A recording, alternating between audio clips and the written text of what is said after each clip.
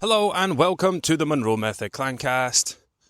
I'm Jason Monroe and this is episode 128. Oh, what a morning. What a morning. Honestly, these fresh, not cold but not warm, just like in between, warm enough to have shorts on as long as you've got a jacket on top. They're my favourite, especially when the sun's just coming up. Let's talk about this, right? Here's my routine. I get up in the morning, my first alarm goes off at 4:30. Sometimes I'll get up with that, sometimes I'll get up about 5, come downstairs, make a coffee, sit on the couch with the dogs, and just think, look out into the garden, and just ease into my day. But this morning I was thinking about something. So I've got a lot of relationship stuff coming up on my Instagram at the moment. There's a couple of people that I follow that post loads of good stuff. And I think it's Gillian Tabrek, her name was talking about love. And it was something to do with finding the one. And we create this expectation that finding the one means that you'll have a relationship that's effortless. Like, it feels effortless. You don't need to try. You don't need to put in any effort. It all just clicks into place and it's just perfect. And she was talking about how that's just a fantasy. It's just not the case. Like, all relationships require work. And this is something I talk about when we're talking about your relationship with food.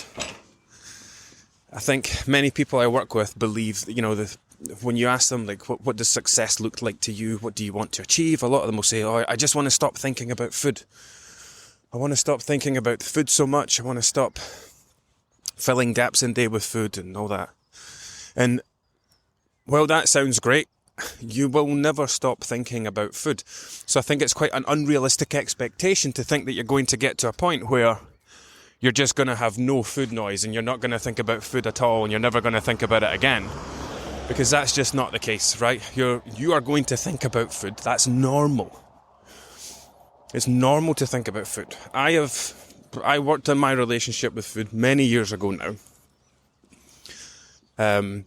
I spend my days talking to people about food, so I probably think about it more often than other people. But you will never stop thinking about it because you're still going to get hungry. That hunger is going to lead you to think about food. You're still going to have to think, what am I going to have for breakfast, lunch, dinner? It's not a mealtime, but I'm a little hungry. What am I going to have for a snack? So we want to get rid of this expectation that you will reach a point where your relationship with food becomes effortless, in the same way that we don't want to create the idea that love is effortless. Relationships, marriages, partnerships, whatever, are going to be effortless. They're always going to require some level of effort to keep them healthy. That's the important part. When you just let things go, when you stop putting in the work, when you stop putting in the effort, that's when things start to crumble. And like I said, it applies to any relationship. So when I'm talking to people about their relationship with food, I explain to them, like, your relationship with food is no different to any other relationship in your life. Think about your relationship with your partner, with your kids, with your friends, with your family. Like, what happens when you stop texting your mum for a while? You don't speak, you don't know what's going on. You can go months without speaking to your parents. What happens if you don't text your friends or, send them a WhatsApp or give them a call or whatever? That starts to fade away. So all the relationships in your life require work. You need to keep catching up with people. You need to keep texting. You need to keep dropping in. Hi, how's it going? Haven't spoken in a while. What's new? Anything you want to talk about? So relationships always require work. It shouldn't be a ridiculous amount of work, right? And again, that applies to them all. Your relationship should not require a ridiculous amount of effort. If it does, then maybe you're not with the right person. Friendships shouldn't require a ridiculous amount of effort. Otherwise, are they really a friend? And your relationship with food shouldn't require a ridiculous amount of effort because it's not something you're going to be able to maintain or sustain, and that's going to turn sour. The problem is, unlike a partner or a friend, you can't cut food off because you need it. And this is why I would probably say it's one of the most important relationships in your life, because you need it. You're dependent on it forever. It's the thing that keeps you alive. So it requires not more effort, but it's not one that you can just say, nope, I'm going to cut that toxic friend off because I don't want to talk to them anymore. Sadly, we can't do that with food. Can't cut it off. You have to learn to get on with it. And this is why it's the most important thing when it comes to, like, it annoys me that I have to keep talking about weight, because this is not just, obviously I need to talk about weight because that's what most people are following me for or listening for, but it's not just for your weight, it's for your mental health, it's for your sanity, it's for your quality of life, for your physical health. Your quality of life is more important than anything. And I think people lose sight of that. They allow their weight to become the most important thing, and then they do anything they can to get their way down. I posted a video on I'm going viral on TikTok. It's very strange. I know I spoke about this a few weeks ago where I put out a few videos and they got hundreds of thousands of views. Then I went a little quiet on TikTok, and then I posted one about Weight Watchers going bankrupt or almost filing for bankruptcy soon. That's went a little viral, but my followers are going up ridiculous amounts. They've doubled, more than doubled. And the comments on my posts are all very similar. So, like, if you have a video that goes kind of viral, that brings new eyes to your page. They start looking through your older videos. So all my older videos about Slimming World and stuff are getting lots of comments. And there are countless people there talking about Weight Watchers, talking about Slimming World, all saying, yes, I lost weight, but this person developed an eating disorder. This person's now terrified of eating bread twice in one day. This person now questions every food choice they make. Someone else has forgotten how to eat properly. All they know is sins and healthy extras and all the rest of it. So weight loss should not come at any cost, especially when that cost is your quality of life. Like, you do not want to get to your goal weight and be absolutely ruined when you get there and not able to enjoy it because your world is dominated by food. Because it's almost like you sell your soul. It's like you make a deal with the devil. I don't want to make this about Slimming World and Weight Watchers, but let's just say, like, there's a diet that says, listen, I am going to help you get to your goal weight, but the trade-off is you're going to be fucking miserable. And the thing is, there are some people who are at a weight that they already feel miserable, and they go, oh, well, it can't be any worse, can it? So now you get to be miserable, but now you get to be 10 stone instead of 15 or 16 or whatever. Your goal weight should not come at the expense of your mental health. Living in a smaller body should not come at the expense of your quality of life. You know, we create these ideas. We get so attached to this rose-tinted version of life that we create in our minds where, God, if I could just be skinny again. If I could just go back to the weight I was when I was 20, whatever. If I could just go back, why I thought I was overweight then, I would kill to be there right now. If I could just be 9 stone, just be 10 stone. And because you've yo-yo dieted for so long, because you've tried all these different approaches, like, you get to a point where you have just had enough of dieting. Like, dieting fatigue is a very real thing. You become exhausted with the process. You become bored of it. You become fed up of it. People think that they are... I work with predominantly women who will come in and say, oh, weight loss is just so much harder now in my 40s. Because they attach an age to it, as if their age has got something to do with their ability to lose weight. As if you reach a certain age and your body clings to the ability to pile weight on, but it just shuts down the ability to lose it. It doesn't work like that. Your body still works the same way. What's happened is your life has changed. someone recently came to me and said, oh my God, they've had a baby. Their baby's 3 or 4 now. Not a baby anymore. But they had a baby. And, weight loss is so much harder post-pregnancy. And again, people look at the wrong thing. Oh, now that my body's been through pregnancy, that must mean that the process to lose weight has switched off now. My body doesn't want me to lose weight anymore. Happy for me to gain it. More than happy to leave that process running. But we create this idea that for some reason, our bodies want to pile weight on, which is nonsense. Your body does not want to gain unnecessary weight. It doesn't like that. But you leave it with no choice because you put in too many calories. But why do we think that for some unknown reason it would be any different in the opposite direction? Why would your body just say, no, we don't want you to gain weight, but we're going to not let you lose it?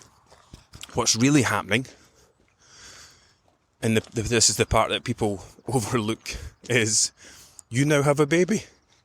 You now have a child that you are responsible for. You know that all that free time that you had, all that extra time when things didn't feel like a chore, when meal planning didn't feel like a chore, while making sure you had something to eat didn't feel like a chore, while prepping meals and going to the supermarket and all of that stuff didn't feel like a chore. Guess what? Now it feels like a fucking chore. Because you've got nappies to change and baby clothes to wash and naps to plan and this to do and that to do, and have they been fed yet? You're no longer just responsible for taking care of yourself. Your attention is now split between you and someone else. That's why it feels harder to lose weight, because you have less time to dedicate to it. This is why I have so many people who come into the Monroe Method who want to lose weight to fall pregnant. And that's great, but I always have big conversations with them about this and say, look, and this is what I'll put, here's the process, right? Someone comes to work with me and they are 14, 15, 16 stone. They have a significant amount of weight to lose before they should before they should be thinking about falling pregnant, right? The general guidance is that you need to get down to a healthy, you don't need to. The general guidance is that it's encouraged for you to get down to a healthy BMI before falling pregnant, because it reduces your risk of multiple negative health outcomes. And a healthy pregnancy is the most important thing over and above everything. So if you have it within your control to reduce your risk, then you can do it. Like, lose weight first. Don't fall pregnant first. But here's what happens. People come into the Monroe Method and they say, I really want to get my weight down before I fall pregnant. Usually they want to do it because they're aware that they're going to gain weight while pregnant. And you don't want to, ideally, you don't want to be falling pregnant at 16 stone. Because if you've had the ability to reach 16 stone, if you already have a 16 stone lifestyle and then you fall pregnant, all the things that took you to that weight, I'm not picking on a particular number, it could be any number, right? But all the habits that you have, the behaviours, the mindset, etc., emotional eating, using food to cope with tiredness, using food for boredom, what's going to happen when you start growing a life inside of you and all the changes that your body goes through? What's pregnancy going to do to you? It's going to amplify what's already there. So, and this is why when people go through periods of loss or grief or stress or change, new jobs, new houses, new babies, studying, going to uni, adding something extra into life or an unexpected change in life, it acts as an amplifier. So if you're someone who's already prone to emotional eating and then you go through whatever the thing is, your weight will go up. Not because, I lost someone so I gained weight. It's, I lost someone, that amplified an underlying thing that I have never really addressed or resolved, and as a result of that, I did more of the thing that takes my weight to a place that I don't want it to be. So, like, when it comes to pregnancy, it's not just about getting down to a healthy BMI. It's just the same thing that I would work on with anyone. Understanding why you gained weight in the first place. Working on these things. If you use food to cope with stress, or you eat emotionally, or you use food to fill gaps in the day because you're bored and you don't have any hobbies or you don't have anything else You don't have a little toolbox of things that, okay, well, when I feel like this is what I'm going to do. You just reach for whatever to eat. So here's what happens. People come in, I want to lose weight before I fall pregnant. Awesome. But here's what happens every single time, and I want to make sure that you don't do that, right? People come in here, they start eating better, and they'll start trying for a baby because they think, oh, it's not going to happen right away. My friend, they took 6 months to fall pregnant. That'll probably happen to me. That'll give me lots of time. 3 weeks later, 4 weeks later, 5, 6 weeks later, I'll get a message. Jason, I've fallen pregnant, but I still want to lose weight. And that's when I'm like, no, we can't do that now. You were supposed to do it before you fell pregnant. The thing is, we'll make that a podcast episode of its own. Let's not touch on pregnancy and fat loss. But once you fall pregnant, it's no longer about counting calories and creating a calorie deficit. It's supporting your health through balanced nutrition. That's the number one priority, not trying to get weight off your body. You're growing a little life inside of you that needs all the right building blocks to grow healthily and successfully. So it's no longer a calories in, calories out game. It's are you eating enough protein? Are you eating enough fruit? Are you eating enough vegetables? Does your diet have lots of diversity and colour in it? That's the main focus. Anyway, how the fuck did I get onto this? I don't remember. Relationship with food. I mean, I suppose the connection there is like if you have a poor relationship with food and that has led you to gain weight and you don't work on the relationship with food part, any weight that you get down to is only ever going to be temporary. Oh yeah, this was like, I remember now. Selling your soul to get to your goal weight. Yeah. So do you know what? Let's leave this here. I'm going to leave you with this. Weight loss should not come with a cost. It should not come with a long-term cost that you then have to pay for the rest of your life. So yes, I'm 8 stone, 9 stone, 10 stone, go me. But now, I can't trust myself around chocolate. Now, I can't keep crisps in the house.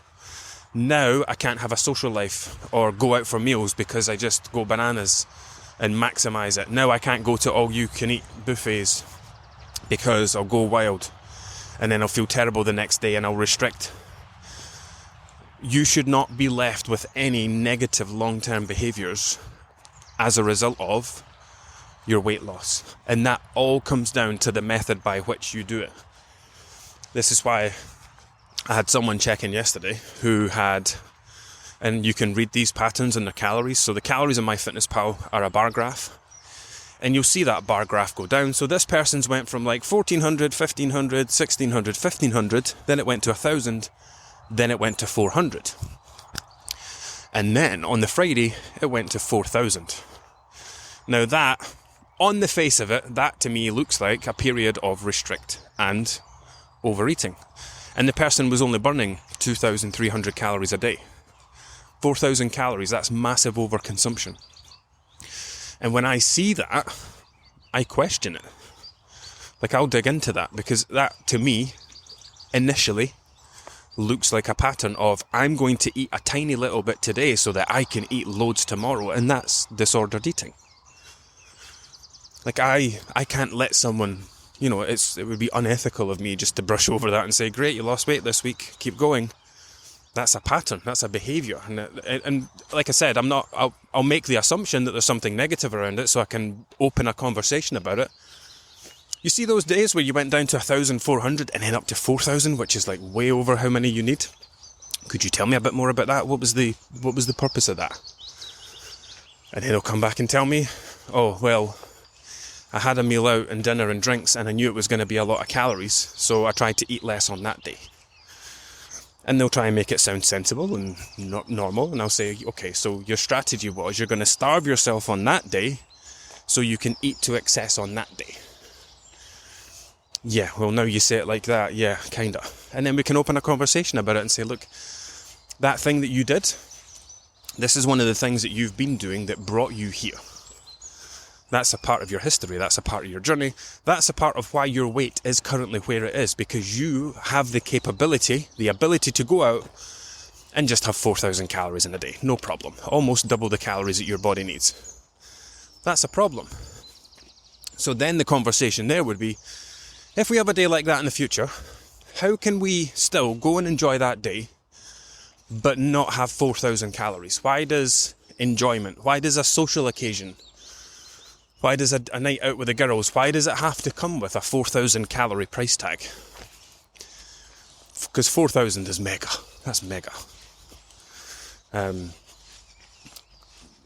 mean, on that, I'll give you an example. Like, if that was me, I wouldn't have had breakfast that day.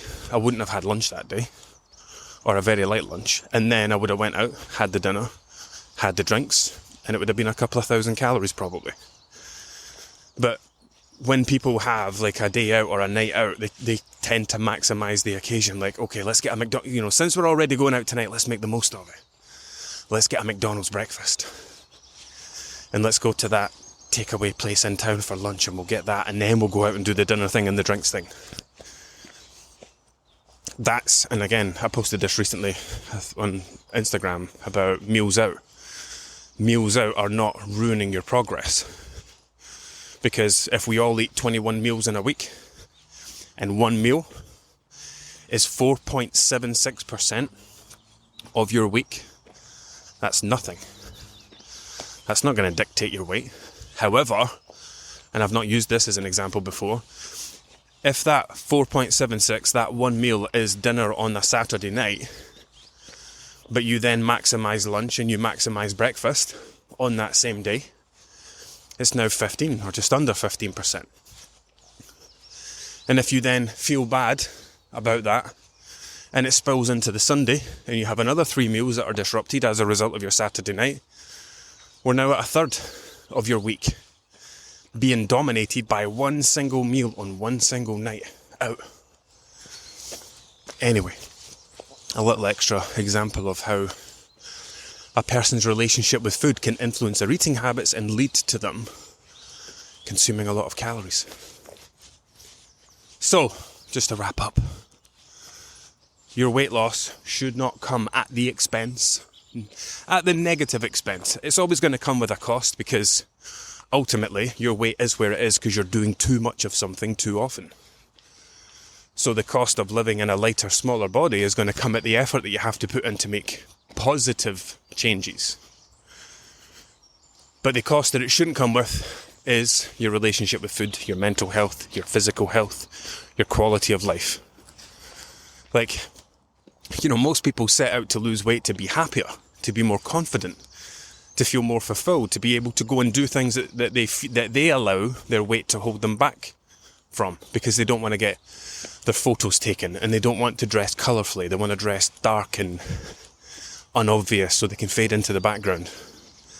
They delete photos at the end of family days out because they don't like the angle they were taken at or how they look. They wanted all that stuff. So ultimately, it's not all about weight loss will make you happy, but the method by which you lose weight can allow you to be happier once you get to your goal weight. So when you get to your goal weight, your relationship with food should be intact. Your quality of life should be better. Your mental health should be in one piece. Only then have you successfully lost weight.